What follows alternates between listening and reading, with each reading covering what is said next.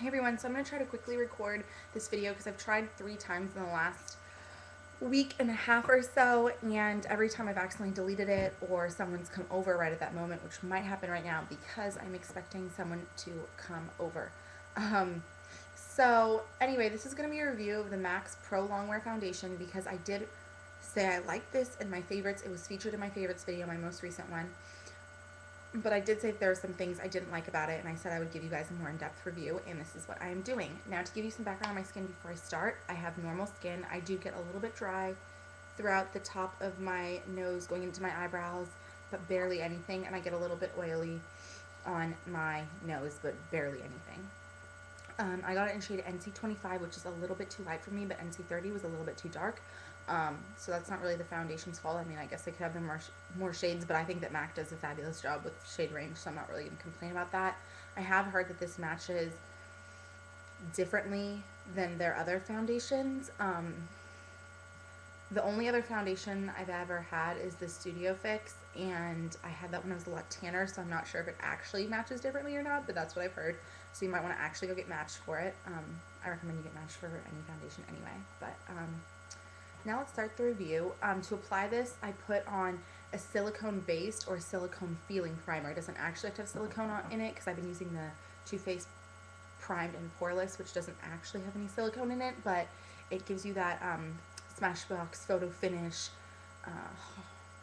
The Revlon one does that too for a drugstore reference.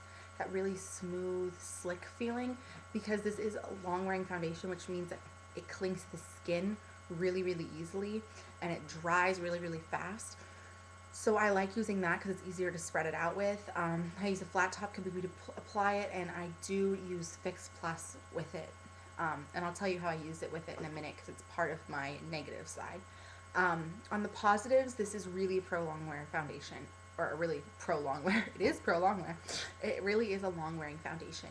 This stuff lasts for 15 hours. It's great for going out all night because it's gonna stay on all night. You look maybe not flawless anymore because, you know, concealer can fade and stuff, plus it fades a little bit, but pretty much your skin still looks very even at the end of the night. It has medium coverage.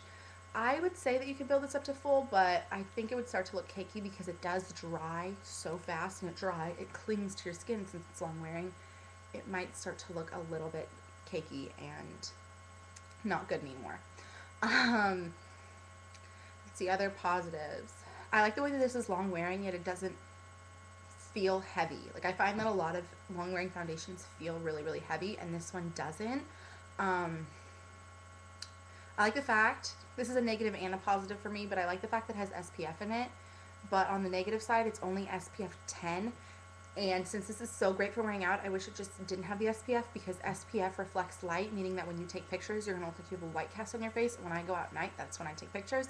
So in some ways, that really annoys me because I have to be like, don't take it with the flash on. Everyone stand really still so I don't look like Casper the Friendly Ghost. But I wouldn't look that friendly because I'd be like, ah, scary face. Another negative, if you have dry skin, skip this foundation completely, or skip any long wearing foundation. It's not just this foundation, but especially this foundation. It clings to any dry patch you have. I barely have dry skin, and I do get it a little bit in the winter right here, and it clings to it and makes it look really dry, which is where the Fix Plus comes in. I got this tip from Makeup by Tiffany D. She did a video on it, and it was pretty recent, so you can go to her videos and check them out, or check it out.